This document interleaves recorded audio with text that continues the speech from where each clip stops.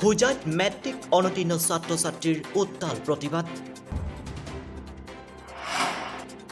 হুজাই জিলা উপায়ুক্ত কাৰ্যালয়ৰ সন্মুখত হাইস্কুল শিক্ষান্ত পৰীক্ষাত অনুতীৰ্ণ হোৱা কেইবা শতাধিক ছাত্ৰ ছাত্ৰীয়ে সেৱা হাই হাই অসম চৰকাৰ হাই হাই আমাক উত্তীৰ্ণ কৰাই দিয়ক আমাৰ দাবী মানিব লাগিব আদি বিভিন্ন শ্লোগানেৰে পৰিৱেশ উত্তাল কৰি তোলে পৰৱৰ্তী সময়ত উপায়ুক্তৰ কাৰ্যালয়ৰ সন্মুখত ৫৪ নং ৰাষ্ট্ৰীয় ঘাইপথ অৱৰোধ কৰি তীব্ৰ প্ৰতিবাদ সাব্যস্ত কৰে প্ৰতিবাদস্থলীত ৰদৰ পহৰ সহ্য কৰিব নোৱাৰি এগৰাকী ছাত্ৰী মাটিত ঢলি পৰে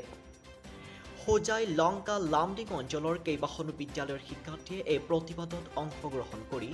চৰকাৰ আৰু প্ৰশাসনৰ বিৰুদ্ধে ক্ষোভ প্ৰকাশ কৰে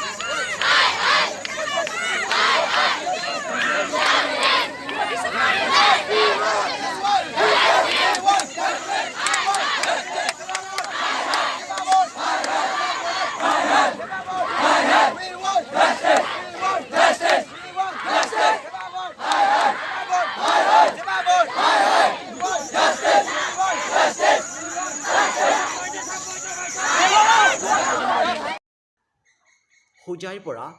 শাহিদুল লস্কৰৰ ৰিপৰ্ট অসমীয়া লাইভ